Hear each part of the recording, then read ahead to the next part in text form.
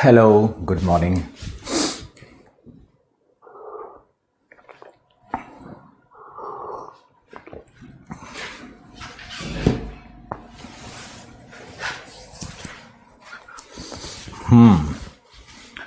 कुछ technical problem था but it's working now. Let me take your wishes. Atul, Ved, Sarvesh, Deepak, Shashikant, Paramjeet, Sharma ji, Deepak DK Singh,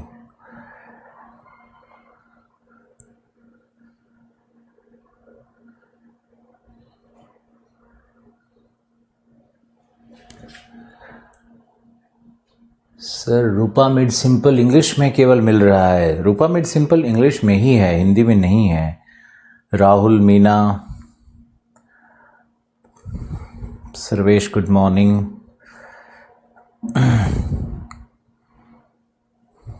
good morning Archana, Prashant,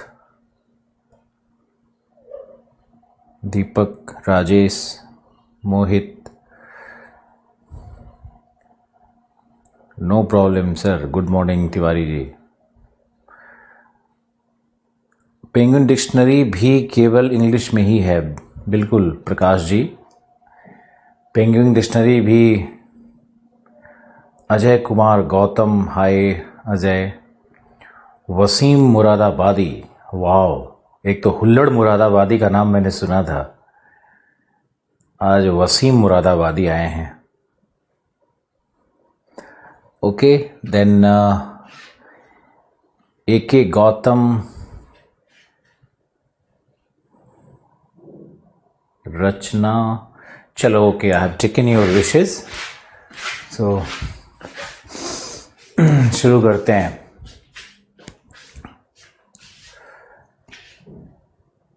second December, geomorphology का तीसरा दिन।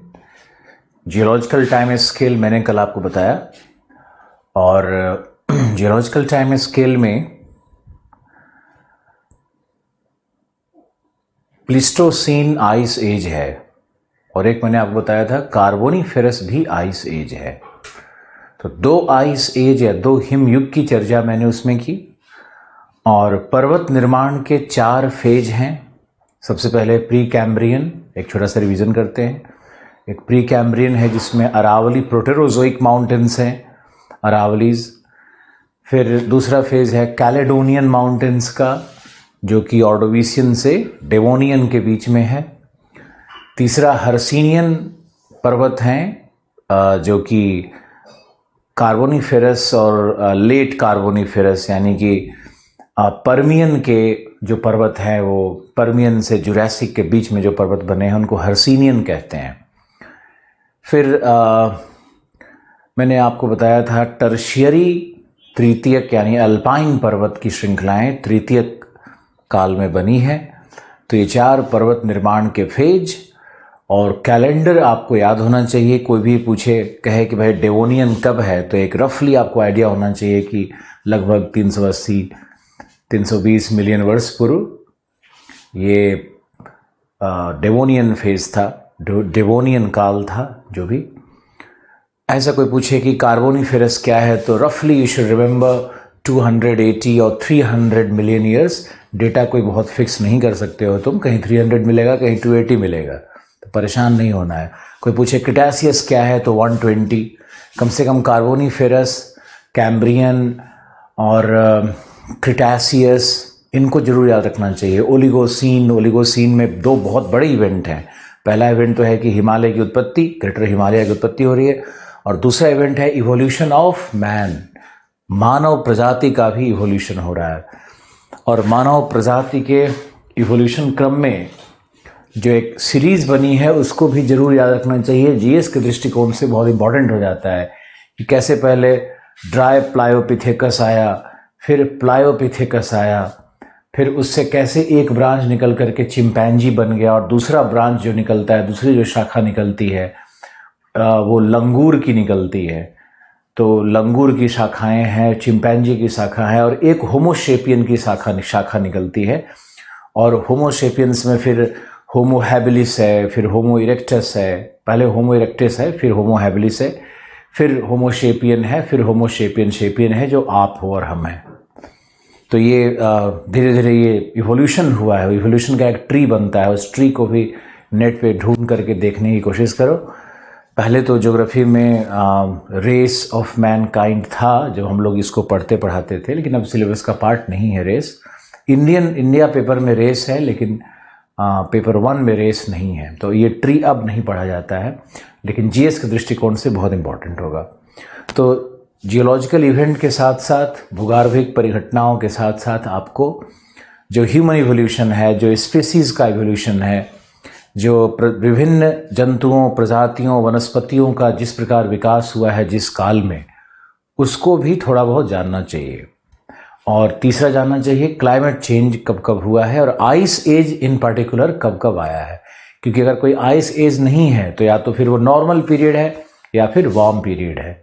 तो आप देखो कि आइस एज कब कब आया है। 2 आइस एज मैंने आपको बताए हैं, कार्बोनिफेरस में और दूसरा प्लिस्टोसीन में। फिर प्लिस्टोसीन में भी 4 आइस एज हैं, उसके 4 सब फेजेज हैं, उपचरण हैं।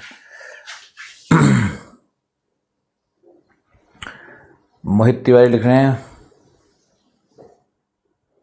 आंध्र प्रदेश के कोस्टल एरिया में गोल्ड के पार्टिकल्स मिल रहे हैं आफ्टर बिहार अच्छा साइक्लोन लिखे हो, साइक्लोन के कारण गोल्ड पार्टिकल्स मिल रहे हैं। मोहित तिवारी, नीवर, अच्छा ओके, साइक्लोन का नाम लिखा है, नीवर। स्वरूपा मिड सिंपल के 2 पार्ट्स हैं, बिल्कुल सर्वेश, 2 भाग हैं। एक इंग्लिश में, दोनों इंग्लिश में है, और फिजिकल पार्ट और ह्यूमन एंड इकोनॉमिक पार्ट 2 हैं। तो आपको फिजिकल पार्ट अभी लेना है, बाद में ह्यूमन इकोनॉमिक भी जरूर लेना होगा। ओके, जो नीवर साइक्लोन है, वो साइक्लोन्स में अपसर्जेज होते हैं, और अपसर्जेज के कारण वो सैंड लिफ्टिंग करता है। और सैंड लिफ्टिंग अगर करेगा तो सैंड लिफ्टिंग से जो पार्टिकल्स होते हैं वो आ सकते हैं उसके ऊपर में।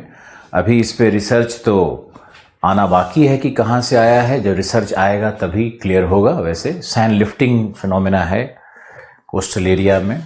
सी अपसर्ज आता है तो नीचे से सैंड का जो मलबा होता है ना, उसको ऊपर की ओर शिफ्ट करता है वो। चलो ओके, अब जितेंद्र कुछ लिख रहे हैं, 1 सेकेंड इनका भी देख लेते हैं। अच्छा, ये कॉम्प्लीमेंट दे रहे हैं, sir you are looking fit and cool. Oh great, thank you. Always give good compliments to your friends, to your parents, to your neighbors, to whatever relatives. compliment से सब लोग खुश रहता है। झूठा ही सही, लेकिन देना चाहिए।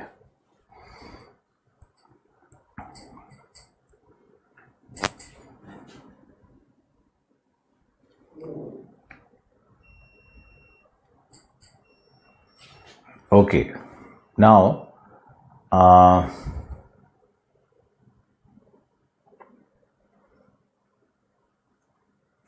आप लिखो आज का टॉपिक। शुरू करते हैं जियोलॉजिकल टाइम स्केल के बाद। अभी बेसिक्स में हम लोग काम करते रहेंगे। तो जियोलॉजिकल टाइम स्केल के बाद पहला जो टॉपिक आपका है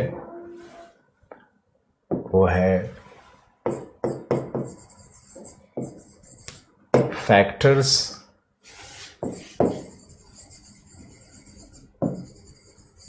controlling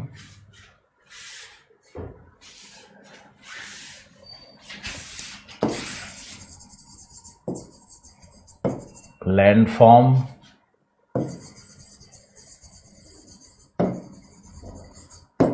development, factors controlling landform development.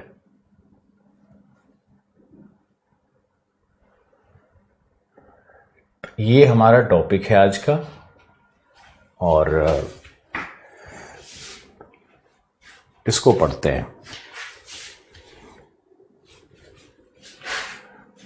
Factors controlling landform development.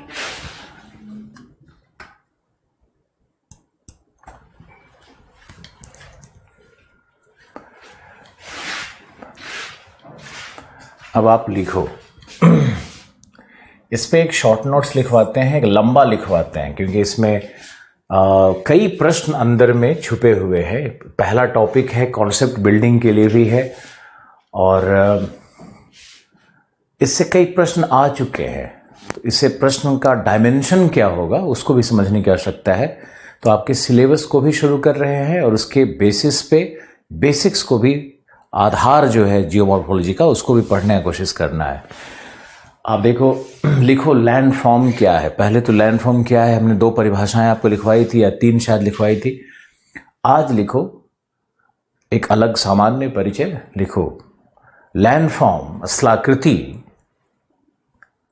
स्थलाकृति का अर्थ है भूपर्पटी की वह विशेषताएं,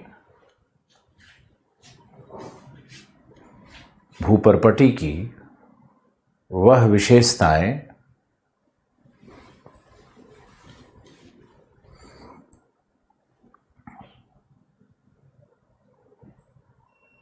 जो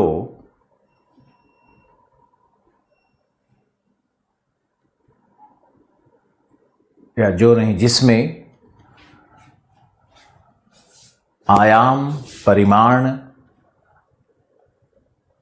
आयाम एम्पलीट्यूड, मैग्नीट्यूड, फॉर्म यानी रूप,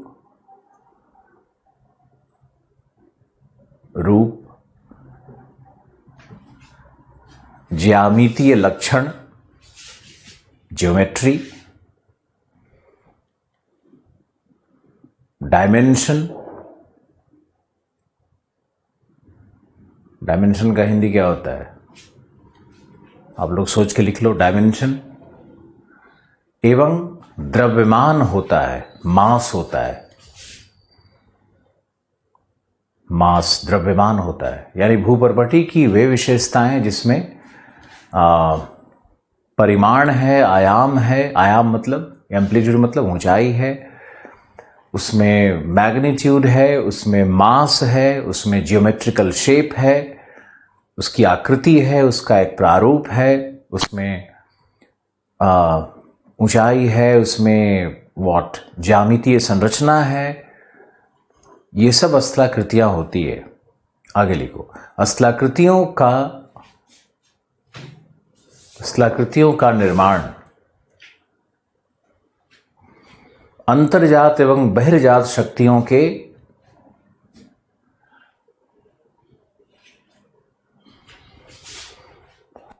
आनुपातिक कार्य दर का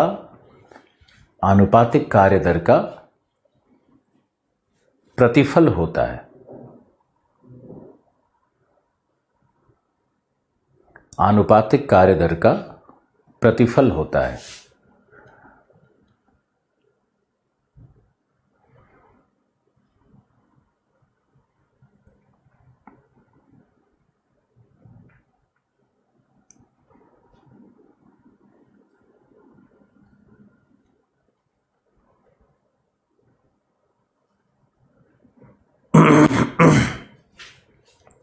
आनुपातिक कार्य दर का प्रतिफल होता है, तथा स्थलाकृतियां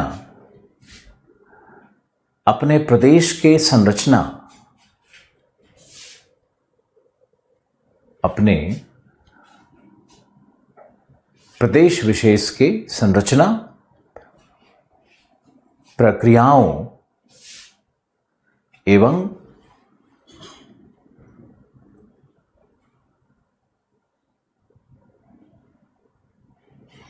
अवस्था के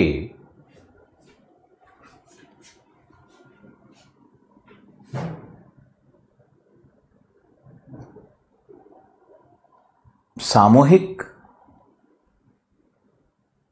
सामूहिक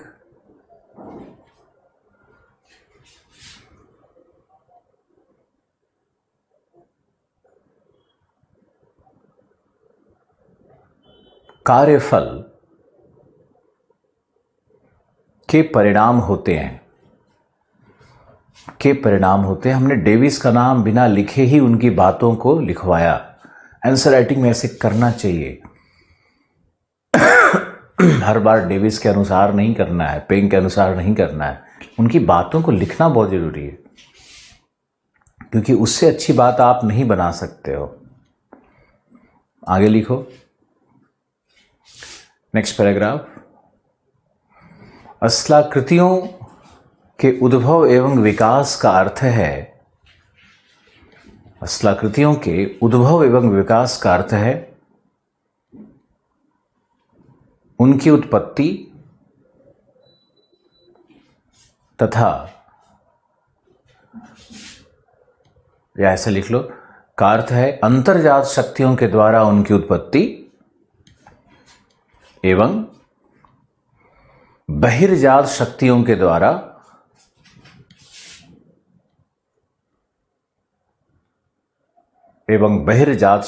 द्वारा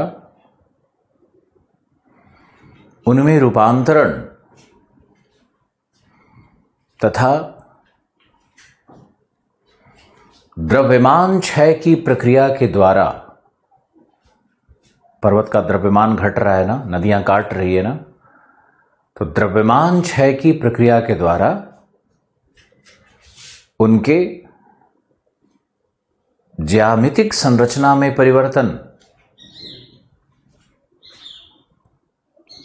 जिसका अर्थ है ज्यामितिक संरचना में परिवर्तन, जिसका अर्थ है उनके परिमाण एवं आयाम में परिवर्तन, उनके परिमाण एवं आयाम में परिवर्तन।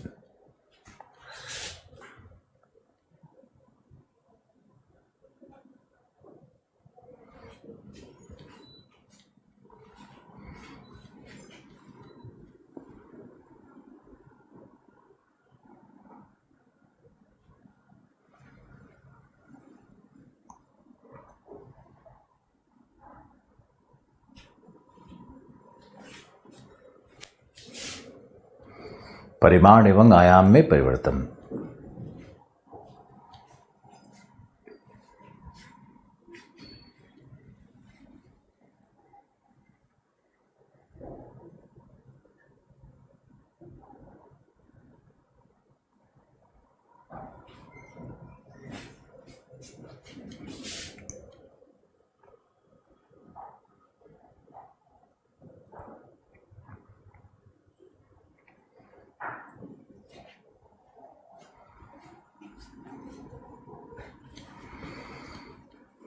नेक्स्ट लिखो,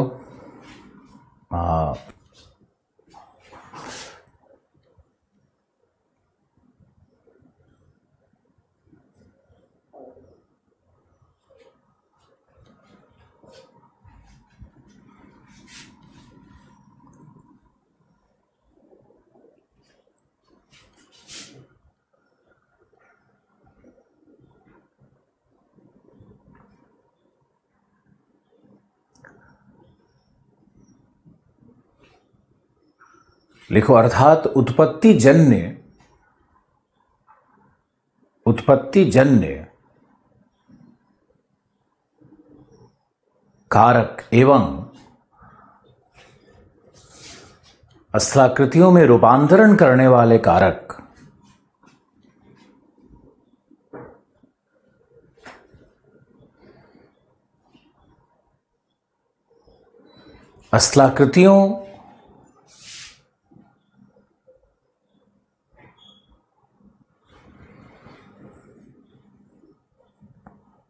अस्लाकृतियों के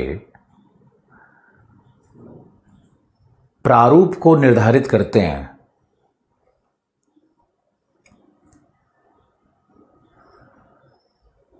परंतु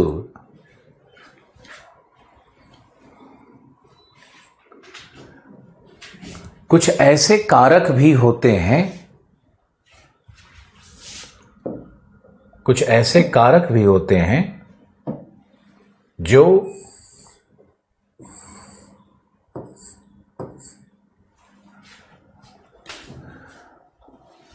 स्थलाकृतियों के विकास को नियंत्रित करते हैं, अर्थात के विकास को नियंत्रित करते हैं, अर्थात अंतर्जात एवं बहिर्जात शक्तियों के कार्य दर को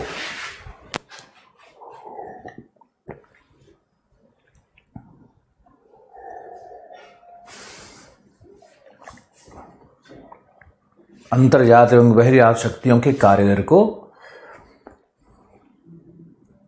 नियंत्रित करते हैं या प्रभावित करते हैं,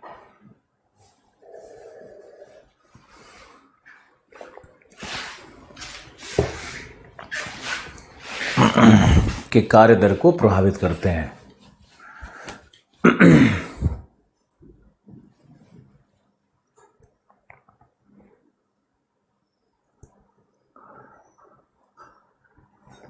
इसका मतलब ये हुआ, आप समझने की कोशिश करो कि पहले तो मैंने लिखवाया स्थलाकृतियां हैं क्या।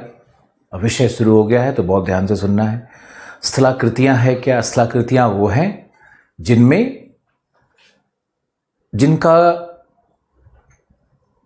जिनमें आयाम है, परिमाण है, द्रव्यमान है, जो भूपर्पटी के इकाई भाग हैं, जो भूपर्पटी का गठन करते हैं, भूपर्पटी की विशेषताएं हैं। जैसे पर्वत भूपर्पटी की विशेषता है और पर्वत में आयाम है, परिमाण है, उसमें प्रारूप है, एक ज्यामितीय संरचना है, पर्वत में द्रव्यमान है। तो ये स्थलाकृति हुआ। बहुत सुंदर डेफिनेशन है गिलबर्ट का, जो मैंने आपको लिखवा दिया है। फिर मैंने लिखवाया कि स्थलाकृतियां अंतर्जात बहिर्जात शक्तियों के आनुपातिक कार्य दर का प्रतिफल है। यानी जिस दर से काम करती है अंतर्जात शक्तियां और बहिर्जात शक्तियां, उससे जो 10 मीटर मान लो उत्थान हुआ, अंतर्जात शक्तियों ने 10 मीटर का उत्थान किया, बहिर्जात शक्तियों ने 4 मीटर का अपरदन कर दिया, तो जो शेष रह गया 6 मीटर, वही हमारी स्थलाकृति बची है ना। तो आनुपातिक कार्यदर है ये स्थलाकृतियां। बहुत सुंदर शब्द है ये भी। उसके बाद मैंने आपको लिखवाया डेविस वाली बात थोड़ी सी लिखवा दी है अंदर में। और जो मूल डिस्कशन है हमारा वो ये है कि स्थलाकृतियों के विकास का अर्थ क्या है, डेवलपमेंट ऑफ लैंडफॉर्म का मतलब क्या है। डेवलपमेंट ऑफ लैंडफॉर्म का मतलब होता है उसकी उत्पत्ति से लेकर के उसमें जितने भी प्रकार के रूपांतरण होते चले जा रहे हैं वो सब लैंडफॉर्म डेवलपमेंट के अंतर्गत आएगा। जैसे पर्वत की उत्पत्ति हुई और पर्वत का अपरदन शुरू हुआ तो पर्वत से पहाड़ी, पहाड़ी से नौल, नौल से टीला, टीला से मोनेडनॉक, ये जो अनुक्रमित विकास हो रहा है, रूपांतरण हो रहा है, और अंत में जाकर के जो संप्राय मैदान मिलेगा, जो फ्लैट प्लेन मिलेगा, अनड्यूलेटिंग प्लेन मिलेगा, तरंगित मैदान मिलेगा, जहां पर्वत अवशेष के रूप में, छोटे छोटे रूप में प्राप्त होगा। तो ये अंतिम परिणति है। तो लैंडफॉर्म डेवलपमेंट का मतलब है, स्थलाकृतियों के विकास का मतलब है उसकी उत्पत्ति। जैसे हिमालय की उत्पत्ति से लेकर के नदियों के कटाव का पूरा काल, फिर अब हिमालय का अपरदन होकर के और अंत में वहाँ पर संप्राय मैदान बनना, या लगभग जिसको संप्राय कहते हैं मतलब लगभग फ्लैट प्लेन बन जाना, और वहाँ से अवसाद का कट करके कहीं कहीं निक्षेपित हो जाना।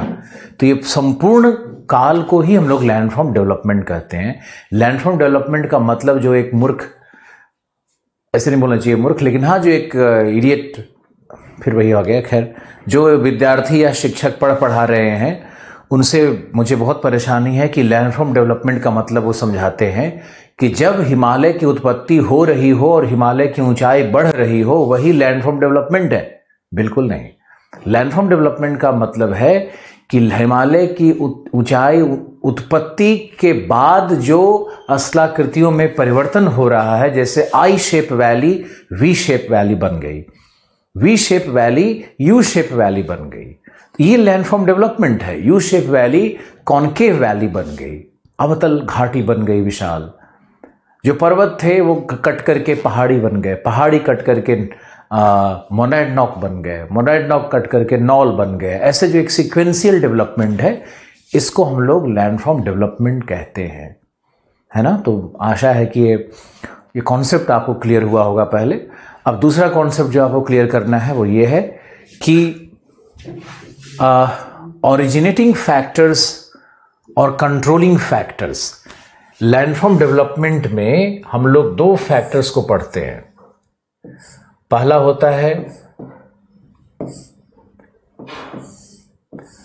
होता है ओरिजिनेटिंग फैक्टर्स, यानी उत्पत्ति जन्य कारक।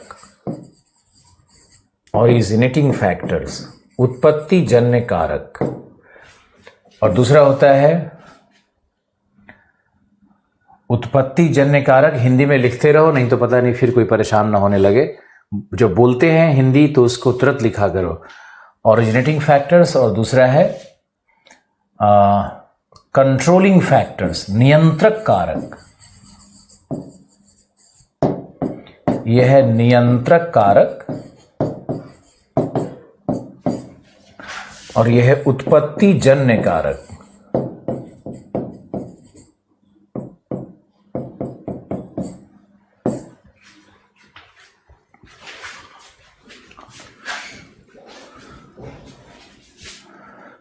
नियंत्रक कारक और उत्पत्ति जन्य कारक, दो कारक होंगे।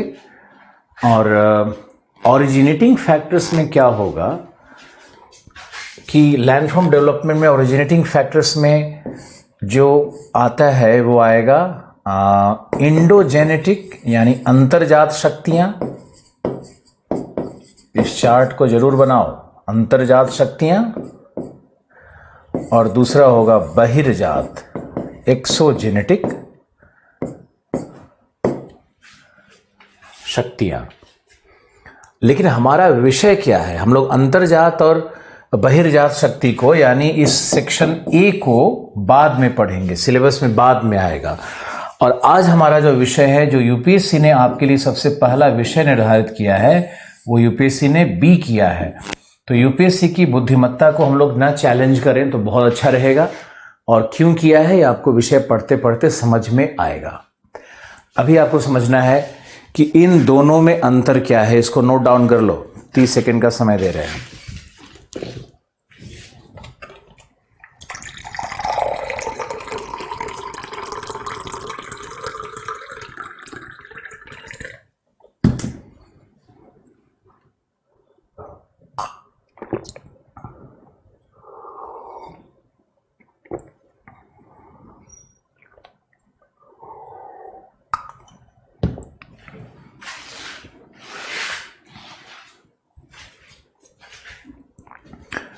देखो,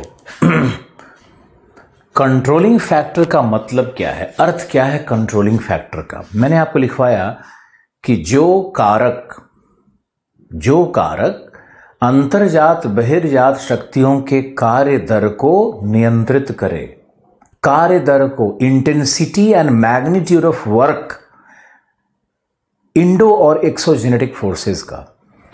अंतर्जात शक्तियां कार्य कर रही हैं, बहिर्जात शक्तियां कार्य कर रही हैं, दोनों के कार्य दर को नियंत्रित कौन करेगा? वही नियंत्रक शक्तियां होंगी। जैसे एक छोटा सा उदाहरण लेते हैं। मान लो कि पर्वत का ढाल तीव्र है, स्लोप ग्रेडियंट उच्च है, ढाल प्रवणता उच्च है। ज्योग्राफी की भाषा तो लिखनी होगी, सिर्फ ढाल क्यों लिखोगे, ढाल प्रवणता लिखोगे तभी नंबर आएगा। मैंने भाषा के विषय में पहले भी कहा था। तो हमारा उदाहरण है कि एक पर्वत है, पर्वत में ढाल प्रवणता उच्च है, तीव्र ढाल का है, कगार जैसा है।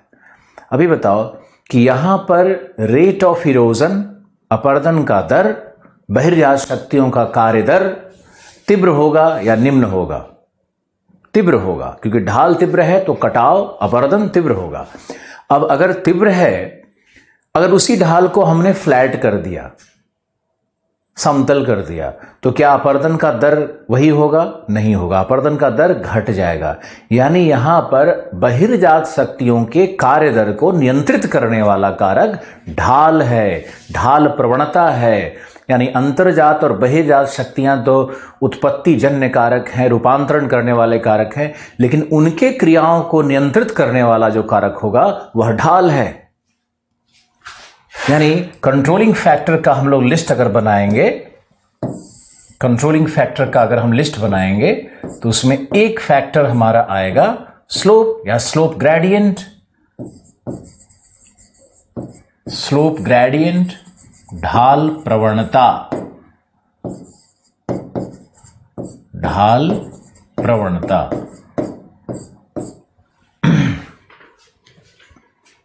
है ना? अब देखो, इस पे एक और डिस्कशन लेते हैं, इसमें भी तुम्हारा इंटरेस्ट और क्रिएट होगा ज्योग्राफी में। मान लो कि एक चट्टान है जिसमें इलास्टिसिटी है, प्रत्यास्थता है, और एक चट्टान है जिसमें भंगुरता है, फ्रेजिलिटी है। तो अब अगर हम प्रत्यास्थ चट्टान पे संपीडनात्मक बल लगाएंगे तो प्रत्यास्थ चट्टान क्या होगा? वो मुड़ जाएगा और एक वलन का निर्माण करेगा ना। जैसे मान लो कि ये एक चट्टानीय संरचना है, ये एक मान लो चट्टानीय संरचना है, अवसादी चट्टान मान लेते हैं इसको। अब इस पर दोनों तरफ से संपीडनात्मक बल कार्य कर रहा है, दोनों तरफ से प्रेस करो। इसमें अगर प्रत्यास्थता है तो यही चट्टान इस तरह से मुड़ करके ये क्या बन जाएगा? ये देखो बन जाएगा वलन। क्योंकि इसमें प्रत्यास्था है, लोहे को मोड़ोगे, लोहे में प्रत्यास्था का गुण है, तो लोहा क्या बन जाता है? तो ये बन जाएगा वलन। लेकिन अगर इसी में भंगुरता का गुण हो, फिजिकल प्रॉपर्टी का अगर अंतर हो दोनों में, तो अगर इसमें फिजिकल प्रॉपर्टी का अंतर होगा तो ये प्रत्यास्थ चट्टान टूट जाएगा और ये इस तरह से इसमें दो तरफ ये टूट करके, दो तरफ ये टूट करके दिखेगा कि निकलते हुए।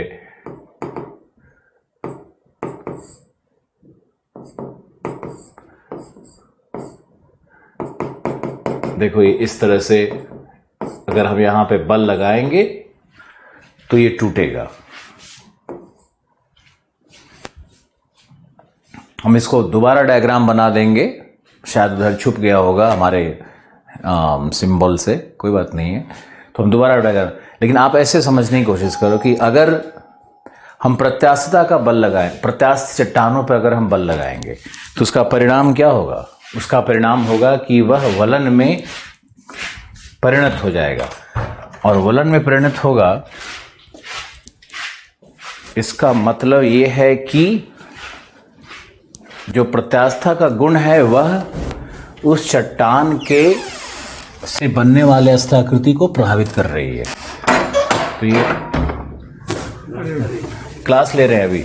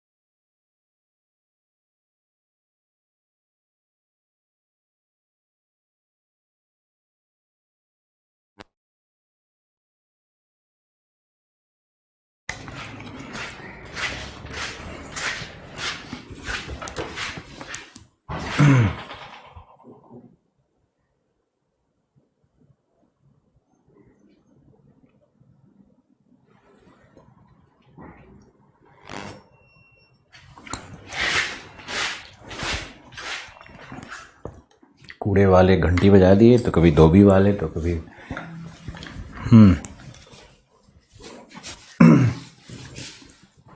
ओके। तो मैंने आपको बताया कि स्थलाकृतियों के विकास को प्रभावित करने वाले, कंट्रोल करने वाले, नियंत्रित करने वाले कारक में एक मैंने स्लोप ग्रेडियंट बताया, दूसरा मैंने चट्टानों का भौतिक लक्षण बताया, एक और आप समझ सकते हो चट्टानों का कॉम्पोजिशन कैसे प्रभावित करेगा। मान लो कि संपीड़नात्मक बल लग रहा है, यानी अंतर्जात शक्तियां कार्य कर रही हैं। अब जब अंतर्जात शक्तियां कार्य कर रही हैं और चट्टान मान लो ग्रेनाइट है, और दूसरा चट्टान मान लेते हैं लाइमस्टोन है, अंतर्जात शक्तियां एक ही प्रकार की होंगी, एक ही दर से अगर कार्य करे, एक ही दिशा में कार्य करे, तब भी दोनों चट्टानों से बनने वाली स्थलाकृतियों में अंतर होगा। यहां स्थलाकृतियों के उद्भव और विकास को नियंत्रण करने वाला कारक क्या हो गया? चट्टान की संरचना, यानी चट्टान की संरचना उसके इवोल्यूशन के प्रोसेस को, उसके डेवलपमेंट को, इसके विकास को, स्थलाकृतियों के विकास को प्रभावित कर रही है। कितने लोगों ने इसको अंशतः समझा कि हां, जो प्रभावित करने वाले कारक हैं, जो कंट्रोलिंग फैक्टर हैं, वो अलग होते हैं। जैसे इसमें हमने लिखा है स्ट्रक्चर, चट्टानों की संरचना हमारा अलग निकल करके आ रहा है। देखो पॉइंट्स, इसमें इंडोजेनेटिक और एक्सोजेनेटिक फोर्स नहीं है, जबकि मैंने देखा है बहुत सारे लोगों के नोट्स में, बाहर में इंग्लिश मीडियम के लोग भी बहुत जो बड़ी सभाओं को पढ़ाते हैं कि कंट्रोलिंग फैक्टर में वो इंडोजेनेटिक और एक्सोजेनेटिक को लिख रहे हैं, लेकिन ऐसा नहीं है। कंट्रोलिंग फैक्टर का मतलब है कि इंडोजेनेटिक और एक्सोजेनेटिक फैक्टर्स के क्रिया दर को जो नियंत्रित करे। वो समझ में आया नहीं है? जल्दी मुझे बताओ लिख करके, नहीं तो तुम भी कंट्रोलिंग फैक्टर में कल किसी और का नोट्स उठाओगे और इंडोजेनेटिक एक्सोजेनेटिक लिख दोगे। और अगर ऐसा होता तो यूपीएससी ने इंडो और एक्सोजेनेटिक को अलग से फिर से क्यों लिखा सिलेबस में?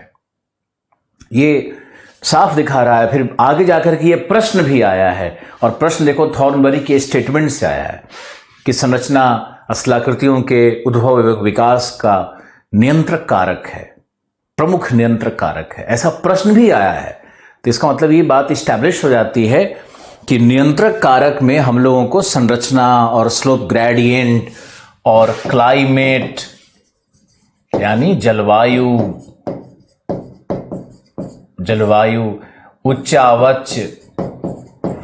उच्चावच, वेजिटेशन, वनस्पति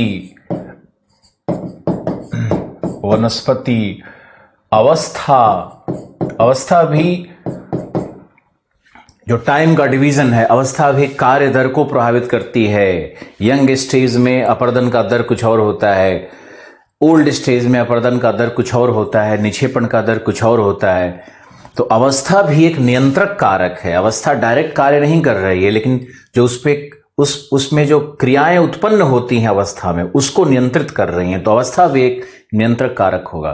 तो ये हमारा पॉइंट है जो आप लिखो। कंट्रोलिंग फैक्टर का अर्थ है पहला स्ट्रक्चर, दूसरा ढाल प्रवणता, तीसरा जलवायु, चौथा उच्चावचीय दशा या उच्चावच, पांचवां वनस्पति, छठा अवस्था और सातवां काल, समय, जो बिल्कुल अनिर्वचनीय कारक है। अनिर्वचनीय है, इसकी व्याख्या नहीं की जा सकती है, लेकिन समय के साथ, काल के साथ सभी चीज का क्षय होना तय है ना। बताओ, सच सोच करके बताना कि हम कितना भी एक्सरसाइज करें, या तुम या कोई भी, या मिलिंद सोमन या फिर अक्षय कुमार या फिर विराट कोहली, कितना भी न्यूट्रिशन पे ध्यान दे, कितना भी एक्सरसाइज करे, कितना भी मेडिसिन और पाउडर पीते रहे, लेकिन अंत में उसका क्षय जारी है।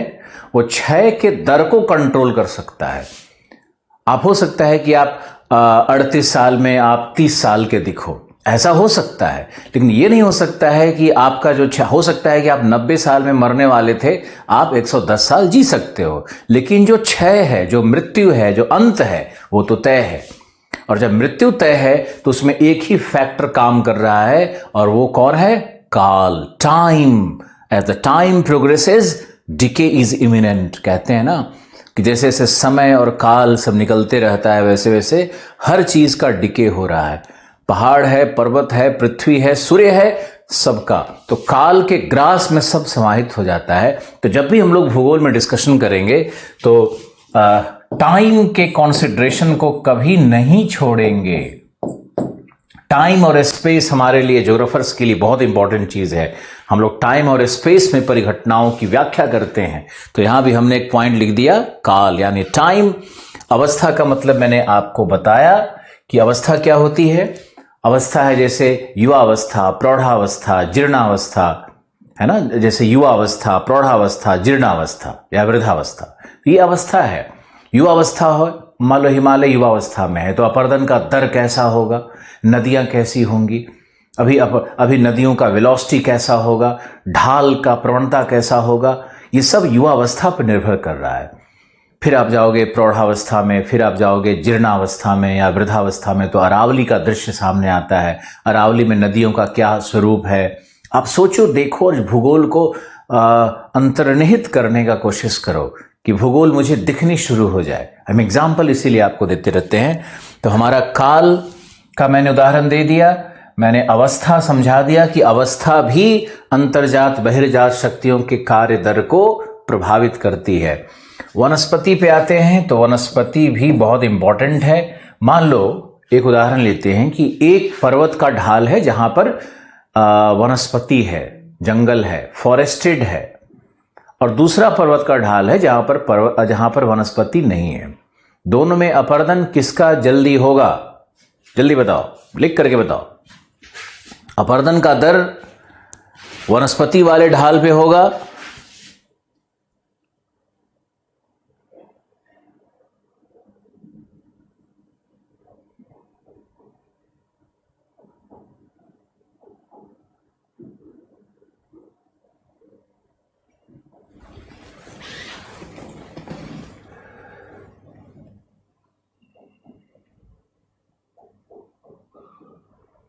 ऋषिराज आप लिख रहे हो, निरंतक कारक वो होते हैं जो क्रियाओं द्वारा किए जा रहे वर्क का विरोध करते हैं। विरोध नहीं, प्रतिरोध। विरोध नहीं, प्रतिरोध करते हैं, उनके कार्य दर को प्रभावित करते हैं। अवस्था और टाइम में क्या अंतर है? अवस्था टाइम का डिवीजन है। टाइम के स्केल, टाइम का स्केल है। टाइम को ही हम डिवाइड कर देंगे 3-4 पार्ट में तो अवस्था बन जाता है। दोनों का अलग अलग लिखना बहुत जरूरी है। जिस पर वनस्पति नहीं है उस पर सबसे ज्यादा अपर्दन होगा। Very good. जहां पे कुछ नहीं होगा, non vegetated area. Very good.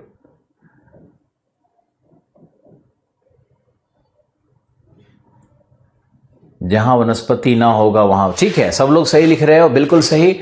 तो जो वनस्पति भी अपर्दन के दर को प्रभावित कर रही है या नहीं, अपर्दन के दर को अगर प्रभावित कर रही है तो स्थलाकृतियों के विकास को नियंत्रित कर रही है, ऐसे समझना है आपको। तो वनस्पति होगा।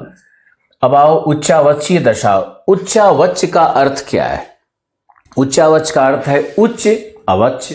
उच्च मतलब ऊंचाई, अवच मतलब घाटी, यानी जहां भी शीर्ष घाटी, शिखर घाटी, शिखर घाटी जैसी संरचना मिलती है उसको हम लोग उच्चावच कहेंगे। सामान्य अर्थ में, बिल्कुल सामान्य अर्थ में उच्चावच का बहुत गहरा गहरा अर्थ निकलेगा जो हम बाद में बात करेंगे इस पे।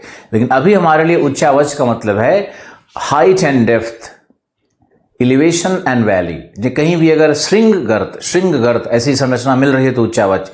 जो अगर समतल बिल्कुल मिल रहा है, फ्लैट मिल रहा है, तो उसमें कोई उच्चावचीय दशा नहीं है।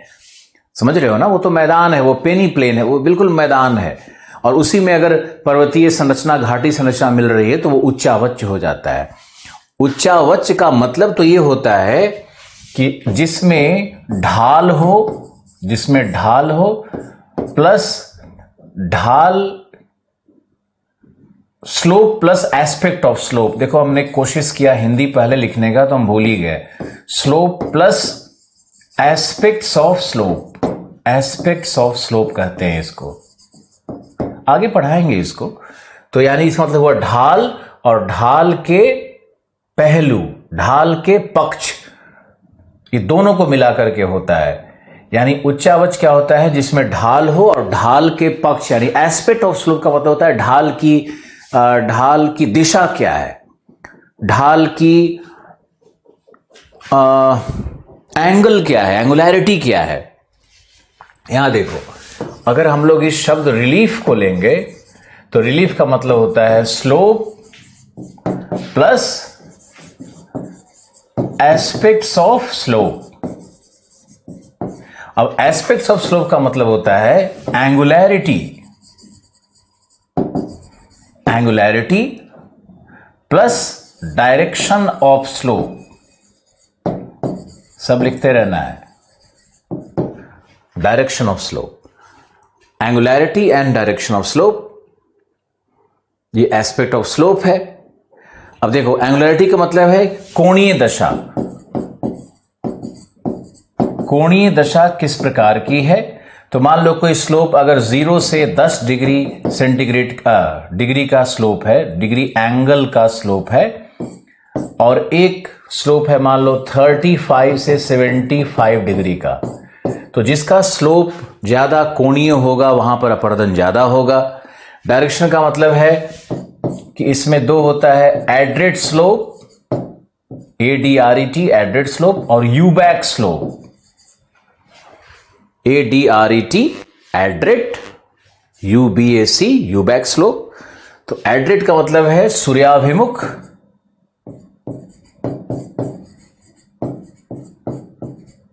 सूर्याभिमुख, जो सूर्य के सामने हो, सूर्याभिमुख। और दूसरा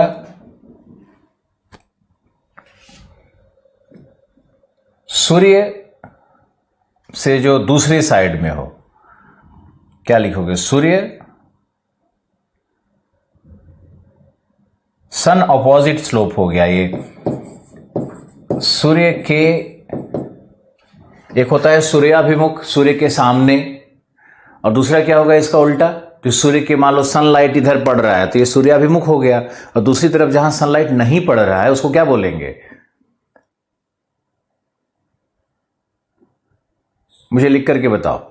उसको यूबैक बोलते हैं। सूर्य के विपरीत, विपरीत ढाल, ऐसा लिख सकते हो। अब इस डिस्कशन को पूरा नोट करना है, इस पे आपको लिखना भी है कि एंगुलैरिटी ऑफ स्लोप का मतलब क्या हुआ, कि स्लोप की कोणीय दशा क्या है। तो जो 0 to 10 है, जो समतल ढाल है, समतल ढाल है, वहां पर अपवर्तन का दर निम्न होगा, और जो जहां पर खगार नुमा ढाल है वहां पर अपवर्तन का दर उच्च होगा। बहुत सामान्य सी चीजें हैं, लेकिन आपको पैराग्राफ में शब्दावली में लिखनी होगी। डायरेक्शन ऑफ स्लोप में आते हैं तो यहां है एड्रेट मतलब सूर्य के सामने, और यूबैक मतलब सूर्य के विपरीत। तो जो ढाल सूर्य के सामने है वहां पर अपवर्तन ज्यादा होगा। जल्दी बताओ। सूर्य विमुख, प्रशांत ने लिखा सूर्य विमुख, अजय ने भी लिखा सूर्य विमुख, दीपक ने भी लिखा, थैंक यू। सूर्य विमुख ढाल, महावीर प्रताप, सूर्यामुख और सूर्य विमुख, थैंक यू। सूर्य विमुख ढाल है, सूर्य के विपरीत ढाल को हम लोग सूर्य विमुख कहेंगे। अगर ऐसे मदद करोगे फिर तो ज्योग्राफर बन जाओगे। तो अब देखो रिलीफ का अर्थ क्या है। अब रिलीफ का ये जो हमने अर्थ निकाल करके पूरा स्ट्रक्चर जो निकाला रिलीफ का, ये क्या सविंदर सिंह में है कहीं? नहीं। एनसीईआरटी में है कहीं? नहीं। कहाँ से मिलेगा आपको? लेकिन अगर स्ट्रॉलर पढ़ोगे तो वहां ये मिल जाएगा विश्लेषण। रिलीफ का मतलब ही उन्होंने लिखा है slope and aspects of slope. तो अंग्रेजी किताबों की इतनी सुंदर बात होती है, और जो उसके हिंदी ट्रांसलेटर्स भी होते हैं ना, जो उससे कॉपी भी करते हैं, तो कॉपी करने में भी अकल चाहिए। और भारतीय परंपरा में जो लोग किताब लिखते हैं वो बस कहीं से फैक्ट उठा करके लिख दो, कॉन्सेप्ट तो भाड़ में जाए। वो ये जरूर लिखेंगे कि खगार का एंगल 35 से 75 होता है, ये उतार लेंगे वो, लेकिन उच्चावच का अर्थ क्या है ये कहीं नहीं लिख पाएंगे। उच्चावच का शब्द बस लिखते रहते हैं। खैर आप देखो, मैंने आपको ये बताया, आप इस पे रिलीफ पर, रिलीफ क्या है और रिलीफ कैसे नियंत्रण करेगा, इस पे एक सुंदर पैराग्राफ आपको लिखना है, सुंदर पैराग्राफ लिखना है। इस पे आप दोनों लिख सकते हो, ढाल एवं उच्चावच एक नियंत्रक कारक के रूप में, एक नियंत्रक कारक के रूप में, ये आप जरूर लिखो, ढाल एवं उच्चावच एक नियंत्रक कारक के रूप में। इस पे एक छोटा सा शॉर्ट नोट्स लिखना है और शॉर्ट नोट्स लिख करके आप हमारे व्हाट्सएप पे भेजो और स्ट्रक्चर ऐसे ही मर्ज करना चाहिए। ओके, अब हम लोग चलते हैं और वापस आते हैं अपने इसी पेज पर जहां हम काम कर रहे थे। तो हमने आपको बता दिया काल, अवस्था, वनस्पति, उच्चावच, अब जलवायु, ढाल प्रवणता और स्ट्रक्चर। ढाल भी आप समझ ही रहे हो कि क्या करना है, ढाल भी मैंने आपको समझा दिया है। तो ढाल भी मैंने आपको समझा दिया, स्लोप ग्रेडियंट समझा दिया। अब रह गया हमारा स्ट्रक्चर पर व्याख्या करना है और जलवायु पर व्याख्या करनी है। और यही दो वो कारक हैं जिससे प्रश्न सबसे अधिक निकल करके सामने आते हैं। तो आप प्लीज लिखो कि स्थलाकृतियों को प्रभावित करने, स्थलाकृतियों के उद्भव एवं विकास को नियंत्रित करने वाले कारकों में संरचना एक प्रमुख एवं प्रभावी कारक है। संरचना एक प्रमुख एवं प्रभावी कारक है।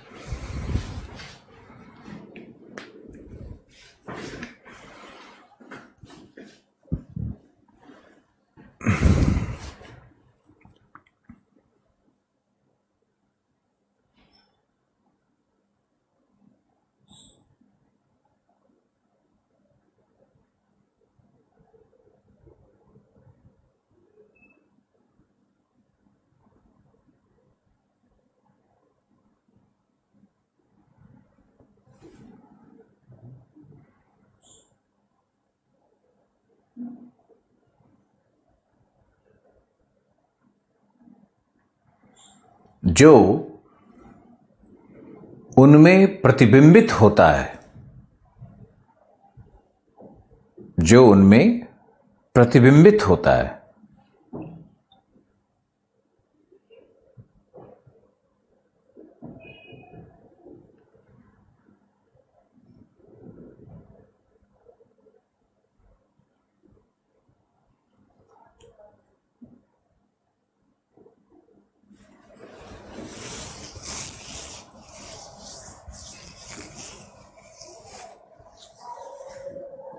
ब्रैकेट में लिख दो थॉर्नबरी।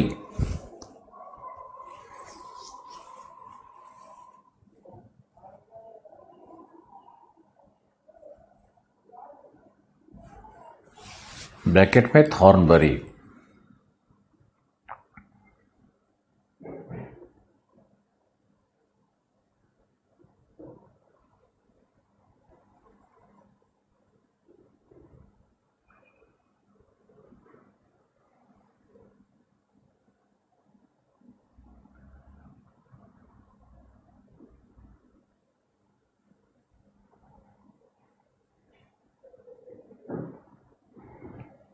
आगे लिखो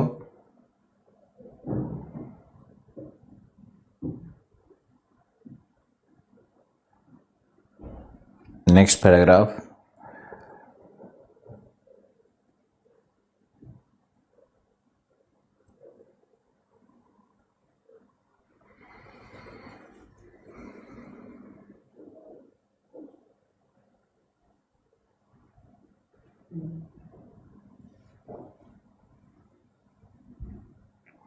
डेविस के अनुसार भी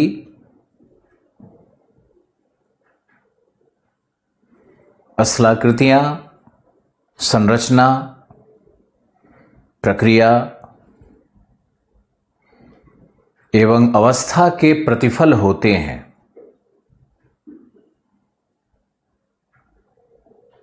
अर्थात स्थलाकृतियों के विकास में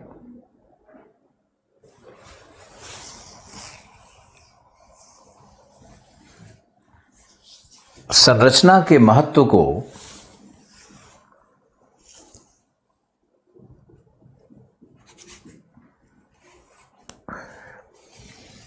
विशिष्ट स्थान प्राप्त है। देखो, संरचना एक व्यापक शब्द है, एक होलिस्टिक टर्म है। होलिस्टिक का हिंदी, संरचना एक व्यापक शब्द है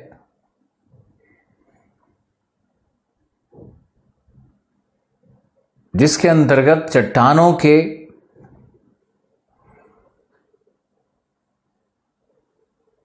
भौतिक रासायनिक गठन, भूविवर्तनिक विशेषताएं,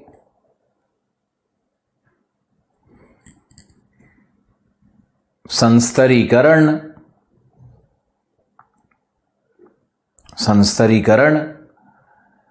एवं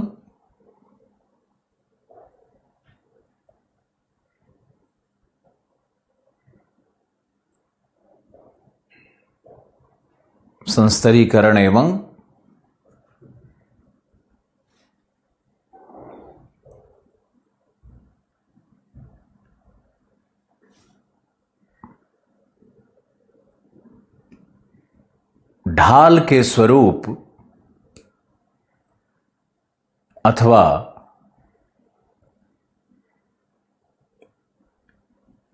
bedding plane BEDDING, bedding plane,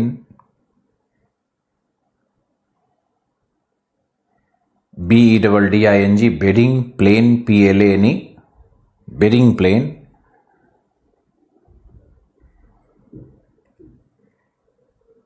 एवं इंक्लिनेशन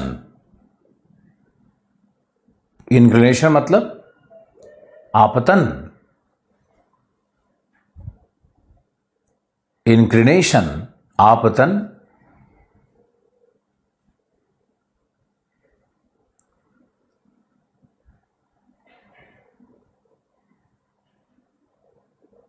होते हैं, सम्मिलित होते हैं।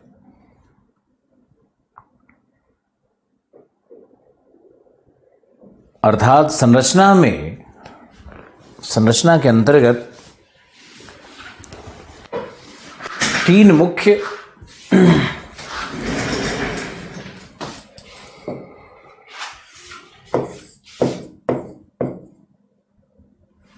मुख्य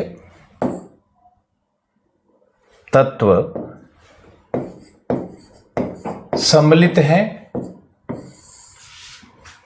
पहला है भौतिक लक्षण,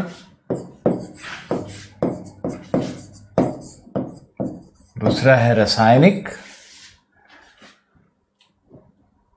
तीसरा है भूविवर्तनिक और चौथा है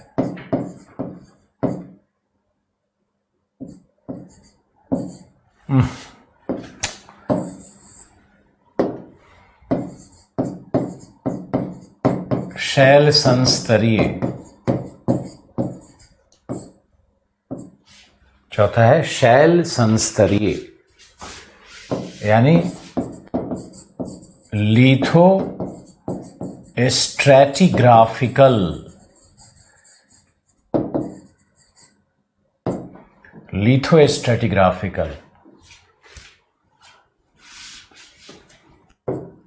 भूविवर्तनिक यानी जियोटेक्टोनिक, और इसको कुछ लोग एक ही मान लेते हैं, इसीलिए 3 मैंने बताया। ये होता है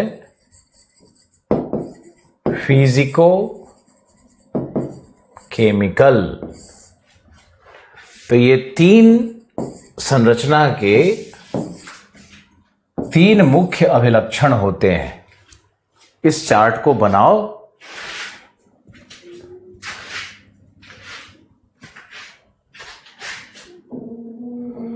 इतना लेट आए तिवारी जी आप? हर्षित अग्रवाल इतना लेट आया आज? भार्गव जी भी लेट आए हैं लगता है।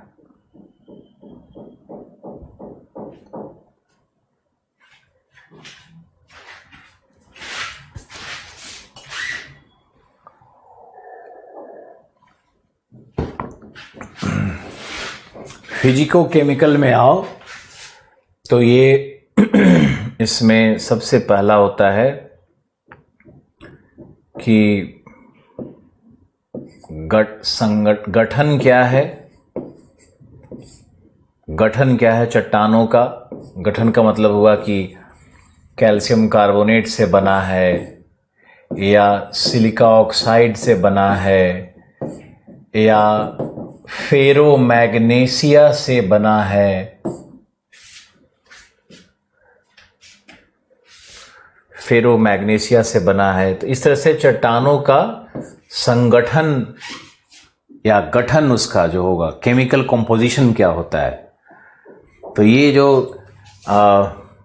संगठन है या गठन है चट्टानों का, यह भी अपरदन के दर को प्रभावित करेगा। कैसे करेगा वो भी सुनो। मान लो कि फेरोमैग्नेशिया है तो अपरदन का दर कम होगा, लेकिन अगर फेरोमैग्नेशिया को जहां पे ज्यादा वर्षा हो रही है तो वहां पे लोहे में जंग लगता है, रस्टिंग होता है। तो फेरोमैग्नेशिया को अगर रख दोगे, इन चट्टानों को रख दोगे, अगर जैसे बैसाल्ट है उसमें फेरोमैग्नेशिया की मात्रा अधिक है, अगर उसको वर्षा के जगह में रख दोगे तो अपरदन ज्यादा होगा। नदी के नीचे तल पर अगर बैसाल्ट होगा तो बैसाल्ट का अपरदन तीव्र दर से हो जाएगा। जैसे कि दक्कन के पठार का उदाहरण है कि दक्कन के पठार पर जहां जहां नदियां हैं वहां गहरा कटाव हुआ है, गहरा कर्तन हुआ है। वैसे ही है, कैल्शियम कार्बोनेट है और अगर वहां पे भौम जल है या वहां पे सतही जल है तो कैल्शियम कार्बोनेट का घोलन तय है, लेकिन वही SiO2 होगा। अगर सिलिका ऑक्साइड से बनी चट्टानें हैं या इसको हम लोग कहते हैं फेल्सपार से बनी अगर चट्टानें हैं तो वहां पर जल से अपरदन नहीं होता है। अब देखो, तो ये गठन प्रभावित करेगा। पहला तो ये हो गया। दूसरा होगा डेंसिटी ऑफ रॉक्स। डेंसिटी, चट्टानों का घनत्व, यह भी अपरदन के दर को प्रभावित करता है। चट्टानों का घनत्व आप समझ सकते हो इसको। फिर इलास्टिसिटी, प्रत्यास्थता, मैंने इसको एक्सप्लेन कर दिया है। प्रत्यास्थता एवं भंगुरता, ये मैंने आपको समझा दिया है कि इलास्टिसिटी और जो फ्रेजिलिटी है वो भी चट्टानों का फिजिकल प्रॉपर्टी है। उसके बाद चट्टानों का ग्रेनुलर कॉम्पोजिशन यानी कणीय गठन कैसा है, कणीय गठन कैसा है, यह भी प्रभावित करेगा। यह भी संरचना के अंतर्गत आता है। कणीय गठन का मतलब होता है, जैसे कि हम उदाहरण ले लेंगे, अगर सैंडस्टोन रॉक है, बालुका पत्थर चट्टान है, तो बालुका पत्थर चट्टान का अपरदन होता है तो कैसे छोटे छोटे कण में वो टूट करके गिरने लगता है ना।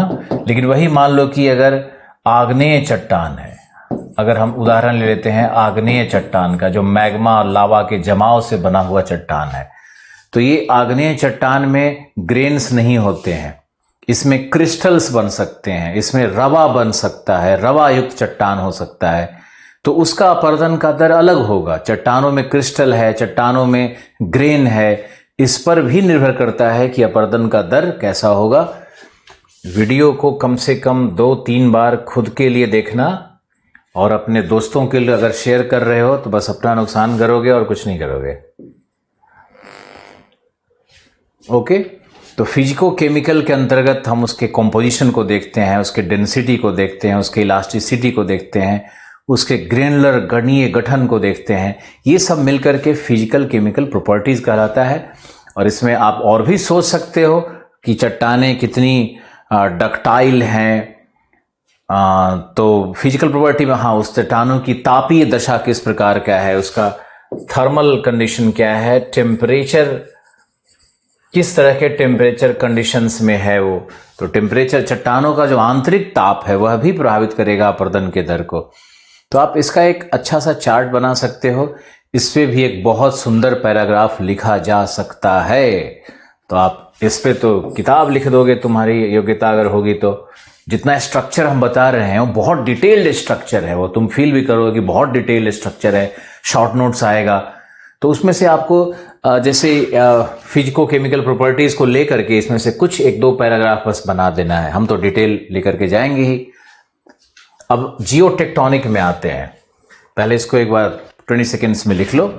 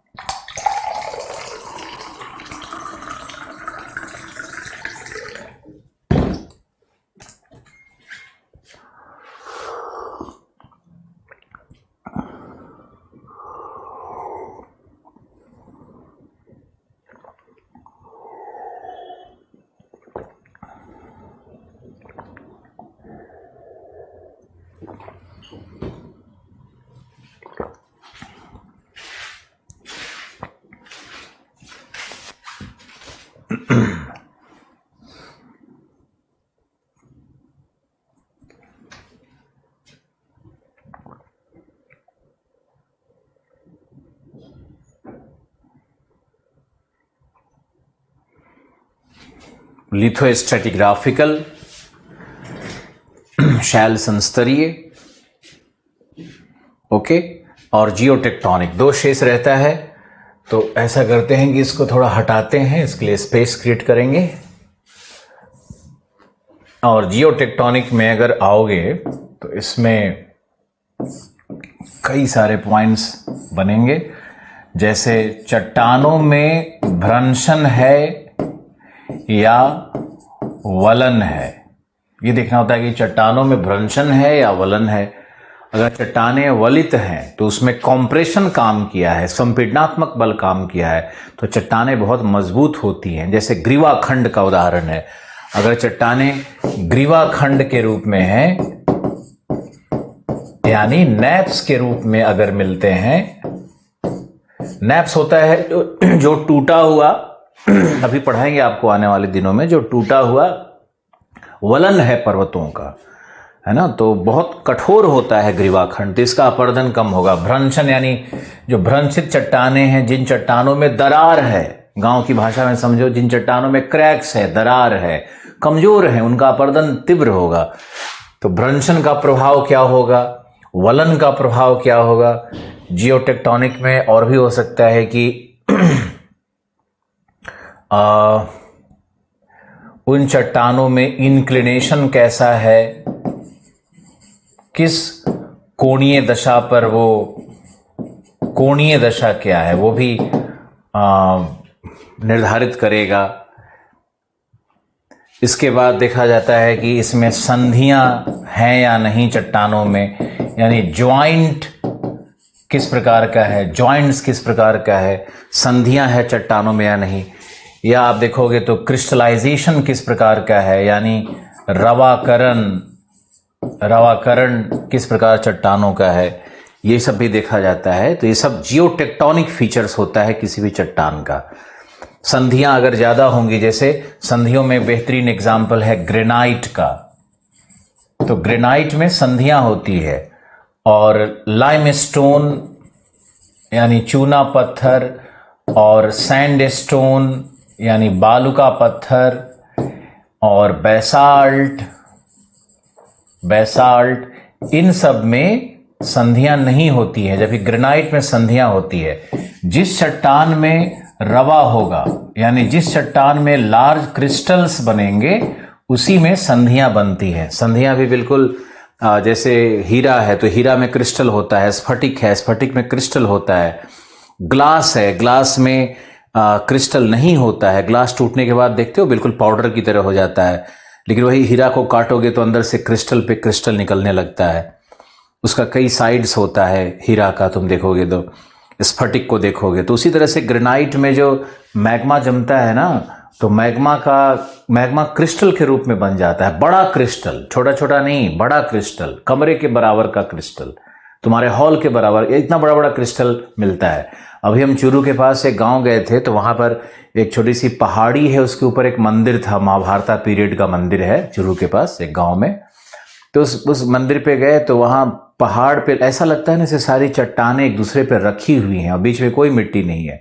तो क्या होता है कि वर्षा आने के बाद वो जो संधियां होती है उस पर पानी प्रवेश करता है और चट्टानों के संधियों में प्रवेश करके पूरा जो सेडिमेंट है उसको वॉश डाउन कर देगा, अवसादों को हटा देता है, ऊपर पहाड़ से नीचे धो के ले आता है।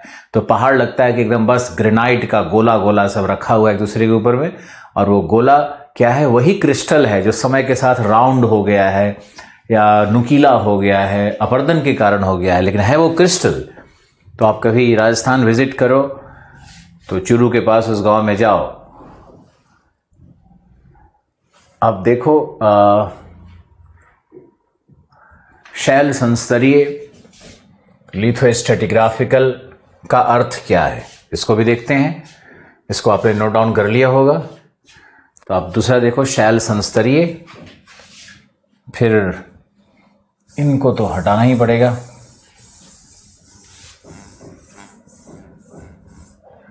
तो शैल संस्तरीय में आप आओगे तो शैल संस्तरीय का अर्थ है, कई अर्थ निकलते हैं इसके, जैसे स्ट्रैटिफिकेशन कैसा है इसका, संस्तरीकरण कैसा है, संस्तरीकरण कैसा है, मतलब संस्तरी, एक लेयर, दूसरा लेयर, तीसरा लेयर, ये किस अवसाद से बना है, ये किस अवसाद से बना है, नीचे वाला किस अवसाद से बना है। तो ये संस्तरीकरण है, स्ट्रैटिग्राफी है। कई बार क्या होता है कि मैग्मा ऊपर की ओर आई तो मैग्मा का ये लेयर 1 बन गया, फिर मैग्मा का ऊपर आना, फिर लावा का ऊपर आना, तो ये L2, L3, इस तरह से लगातार अलग अलग प्रकार का लावा या मैग्मा भी अलग अलग संस्तर का निर्माण कर सकता है। ये भी इस तरह से अलग अलग बन सकता है।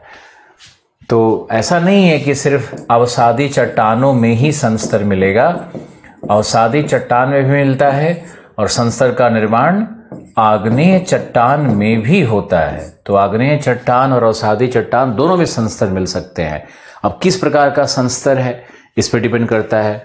अब संस्तरीकरण अगर समझ गए तो एक शब्द और आएगा यहाँ पे, बेडिंग प्लेन। बेडिंग प्लेन कैसा है, जैसे मान लो कि ये पहला है, ये B1, ये बेड नंबर 1, ये बेड नंबर 2, ये बेड नंबर 3, तो बीच में जो ये प्लेन बन रहा है, ये जो बन रहा है, ये किस प्रकार का है, इसका एंगल क्या है, इसका इंक्लिनेशन क्या है, ये कितना एंगल पे डिक्लाइन कर रहा है, और बेडिंग प्लेन की संरचना कैसी है। तो बेडिंग प्लेन भी निर्धारित करता है अपरदन के दर को। संस्तरीकरण जैसे आप समझ सकते हो कि आग्नेय चट्टान में तो ये बेडिंग प्लेन, इसका बहुत ही स्ट्रॉन्ग बेडिंग प्लेन्स बनता है आग्नेय चट्टान में, यहाँ पे वीक बेडिंग प्लेन्स होता है, यहाँ पे अपरदन होगा, ऊपर का पूरा ही ये भाग लेयर कट करके निकल जाएगा और दूसरा बेड दिखने लगता है। लेकिन आग्नेय में ऐसा नहीं होता है, बड़े बहुत मुश्किल से एक बेड कटता है। तो बेडिंग प्लेन्स, संस्तरीकरण, इस तरह के शैल, इसमें आपको ये भी आएगा शैल लिथोस्ट्रेटिग्राफी में कि जो चट्टान है उनका झुकाव, चट्टानों का झुकाव भी शैल संस्तरीय में आता है। डिक्लिनेशन, इसको बोलते हैं डिक्लिनेशन, इंक्लिनेशन नहीं, ये डिक्लिनेशन है। डिक्लिनेशन ऑफ रॉक, रॉक कैसे डिक्लाइन कर रहा है, तो ये भी एक प्रकार का शैल संस्तरीय प्रॉपर्टी कहलाता है। तो आप देखो कि अब इसमें और भी बहुत सारा ऐड होगा जिसको हम आगे बढ़ाते हैं। इसमें आएगा पारगम्यता यानी परमिएबिलिटी, एक और शैल संस्तरीय गुण है, उसको हम लोग परमिएबिलिटी कहते हैं। परमिएबिलिटी का मतलब क्या है? परमिएबिलिटी का मतलब है कि चट्टानों में अगर संधियां होंगी, इस तरह से अगर चट्टानों में संधियां हैं, इस तरह से अगर संधियां हैं, देखो यही क्रिस्टल है, सी ये सब क्रिस्टल है। ये जो लाइन दिखा रहे हैं यही है जॉइंट्स, यही संधियां हैं। अब मान लो कि वर्षा इस पे आ रही है, वर्षा हुआ, ये है हमारा वर्षण। तो वर्षण से जब पानी पड़ेगा तो देखो यहां पे इस संधि से पानी का प्रवेश हो गया और ये धीरे धीरे करके नीचे और इधर से बाहर निकाल दिया चट्टान। यहां मान लो, यहां देखो इस संधि से प्रवेश हो गया, अब पानी इधर जा करके फिर इसमें आकर के अब यहां से ये पानी यहां से भी निकल गया। आपको समझना है इन चीजों को कि संधियों के माध्यम से कैसे पारगम्यता बन जाती है। लेकिन पारगम्यता का ये मतलब नहीं है कि ये चट्टान जल को रोक करके रखेगा, बिल्कुल नहीं, ये जल को बाहर निकाल देता है। तो इस चट्टान में अगर आप नलकूप योजना लाओगे तो इस चट्टान में पानी नहीं होता है। अब आपको बताना है कि संधियों से युक्त चट्टान क्या है। संधियों से युक्त चट्टान है ग्रेनाइट। ये ग्रेनाइट है जो संधियों से युक्त चट्टान है। और अगर संधियों से युक्त चट्टान का और भी एग्जाम्पल हम लेना चाहेंगे तो उसमें आ जाएगा रायोलाइट। उसमें रायोलाइट में बहुत कम होता है, वैसे ज़्यादा नहीं है, लेकिन गैब्रो में फिर बहुत बड़ी बड़ी संधियां होती है। ड्यूनाइट में होता है, जो अंतर्वेदी चट्टान है उनमें संधियां ज़्यादा विकसित होती है, जिनका कूलिंग टाइम, ठंडा होने का टाइम बहुत ज़्यादा हो, उसमें संधियां विकसित होती है। संधियों का मतलब यही समझो कि एक क्रैक है जिसमें क्रिस्टल्स, दोनों तरफ क्रिस्टल है और क्रिस्टल के दोनों तरफ का जो वॉल होता है, जो प्लेन होता है, उसको हम लोग संधि कह रहे हैं। तो वर्षण के कारण ये पारगम्यता का गुण होगा। जैसे मैंने ग्रेनाइट का उदाहरण दे दिया। तो चट्टानें जहां पर पारगम्य है वहां पर पानी का स्टोरेज नहीं होता है, पानी बाहर निकल जाता है, तो इन चट्टानों का जो अपरदन का दर होगा वो अलग होगा। जैसे मान लो ग्रेनाइट है, वो किसी गर्म जलवायु में है, राजस्थान में ग्रेनाइट है, तो क्या होता है कि दिन में थर्मल एक्सपेंशन होगा, हीट ज़्यादा होगा दिन में, तो उसका तापीय विस्तार होता है चट्टान का, तो संधियां फैल जाती हैं, चौड़ी हो जाती हैं। रात में संकुचन होगा, ठंडी होगी, 4 AM सुबह में सबसे अधिक ठंडक होता है राजस्थान में या डेजर्ट में कहीं भी, तो वहाँ पे फिर एक्सपेंशन के बाद रात को संकुचन होगा, है ना। तो जब संकुचन और एक्सपेंशन दोनों तरफ से होने लगेगा, कॉन्ट्रैक्शन होगा और एक्सपेंशन होगा, तो इसके कारण चट्टानें संधियों के सहारे टूट टूट करके गिरने लगती हैं और चट्टान का अपरदन दर बहुत ज़्यादा होता है। यानी ग्रेनाइट का अपरदन सबसे अधिक कहाँ होता है? गर्म एवं शुष्क जलवायु में। गर्म और शुष्क जलवायु में ग्रेनाइट का अपरदन होगा। पारगम्य चट्टान, संधि से युक्त चट्टान बहुत जल्दी टूट जाएंगे। अब इसी में एक और गुण है, उसको हम लोग कहते हैं पोरोसिटी। पोरोसिटी का गुण है। पोरोसिटी क्या है? पोरोसिटी यानी रंध्रता, रंध्रता का गुण है। तो रंध्रता के गुण को भी देखते हैं, क्या है ये। जैसे हम लोग देखें कि जिस चट्टान में ग्रेन होगा, ग्रेन का मतलब कणीय संरचना वाले जो चट्टान होंगे, मान लो चट्टान है और इसमें ग्रेन्स हैं, जैसे उदाहरण बताओ, सैंडस्टोन, लाइमस्टोन। तो एक उदाहरण ले लेते हैं सैंडस्टोन का, बालू का पत्थर का उदाहरण ले लेते हैं। तो बालू का पत्थर अगर यहां पर है तो इसमें अगर बारिश होगी, देखो ये बारिश हो रहा है, ये रेनफॉल है हमारा, तो बारिश होगी तो जल धीरे धीरे करके चारों तरफ जो ग्रेन के अंदर में जो रंध्र हैं, जो छिद्र हैं, उसमें पानी भरना शुरू हो जाता है और ये चट्टानें जल के अवशोषक चट्टान होते हैं। ये अवशोषण करेगा जल का, अवशोषक चट्टान होते हैं ये। और इसमें बहुत अच्छा नलकूप या बोरिंग तुम कर सकते हो, बोर्स इसमें बन सकता है। इसमें तुम पाइप डाल दिए और ऊपर में पंप लगा दिए तो पंप से पानी ये खींचेगा, पानी का स्रोत है इसके पास। यानी रंध्रता युक्त चट्टानों में आप पानी को स्टोर करने की क्षमता होती है।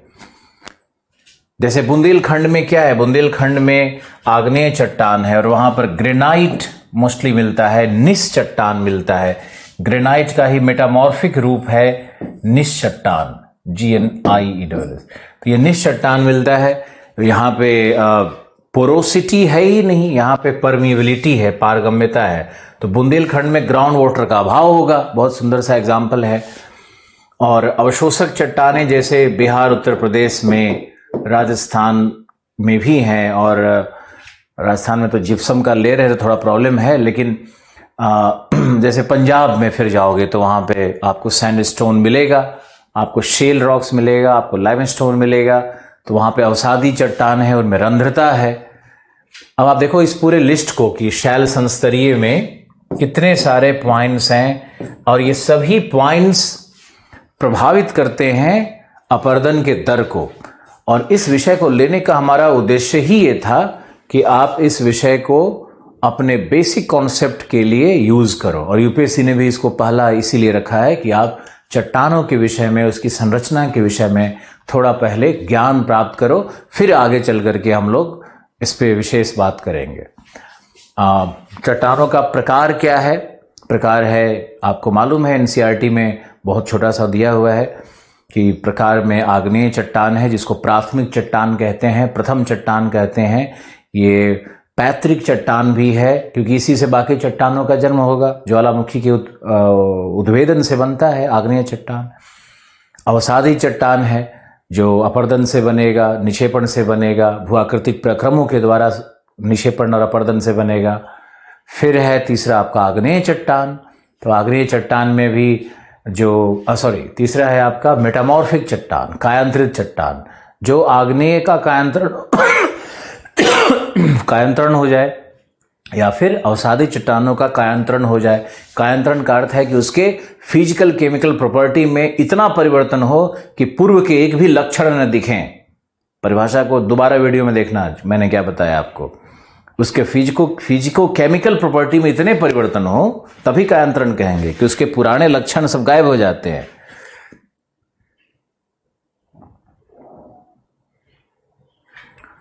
झुकाव में क्या है? झुकाव में है declination of rock. Declination of rock मतलब रॉक जैसे मान लो झुकाव। डिक्लिनेशन क्या होता है आपको समझा देते हैं। आपने पूछा तो देखो, मान लो कि हम डिक्लिनेशन को समझने के लिए एक उदाहरण ले लेते हैं कि ये मान लो एक पर्वत है ना, ये हम इसको मान लेते हैं पर्वत का एक ढाल है। तो अगर हम ऊपर में हॉरिजॉन्टल को लेंगे तो ये जो थीटा एंगल है ना, यही डिक्लिनेशन को देगा। यही डिक्लिनेशन है कि इस पर्वत के शीर्ष पर जब आप हॉरिजॉन्टल प्लेन लोगे, क्षैतिज तल लोगे और वहां से एंगल को नीचे की तरफ देखोगे तो वो होता है डिक्लिनेशन। तो हर चट्टान का एक डिक्लिनेशन एंगल होता है। तो उस डिक्लिनेशन एंगल के आधार पर यह निर्धारित किया जा सकता है कि इसका अपरदन का दर कितना होगा, है ना। तो आप संरचना के इस विशाल स्वरूप को देखो और संरचना में हमने इतने सारी चीज़ों को आपके सामने रखा है। आप मुझे SMS लिख करके बताओ कि आपने समझा या नहीं, और नहीं समझा तो इसका सबसे अच्छा उपचार यही है, परमिएबिलिटी में अपरदन ज्यादा होगा या कम। मैंने इसको समझाया कि परमिएबिलिटी का मतलब है पारगम्यता, और पारगम्यता वाली चट्टानों में अपरदन कहाँ होता है, वह जलवायु पर निर्भर करेगा।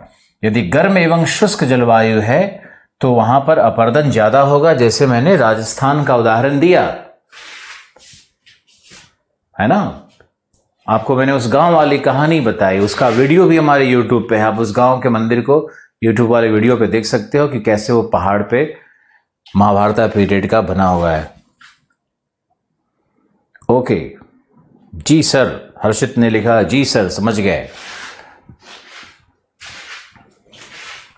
अब इसमें अगर आपके समझ में आ गया और इतनी सारी चीजों को मैंने संरचना के विश्लेषण में आपके सामने रख दिया, तो आप बताओ कि इस पर अगर एक प्रश्न आ जाए कि संरचना कैसे प्रभावित करती है, स्थलाकृतियों के उद्भव एवं विकास को कैसे प्रभावित करती है, तो कैसे उत्तर लिखोगे? अभी वही ट्रेनिंग देना है आपको, ध्यान से सुनते रहो। तो हम लोग क्या करेंगे कि पहले थॉर्नबरी के स्टेटमेंट को डालेंगे, है ना, उसके बाद डेविस को भी डाल देंगे, जो मैंने आपको लिखवाया वो पैराग्राफ एज इट इज डालोगे, फिर लिखोगे संरचना का वृहत अर्थ क्या है, और जैसे ही संरचना के वृहत अर्थ में आप जाओगे अंदर में, तो कई कई उदाहरण को देना शुरू कर दोगे और संरचना का अर्थ समझाना शुरू करोगे।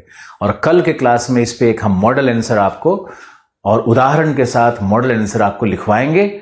आप निश्चिंत रहिए, मेरा काम है वो। Thank you.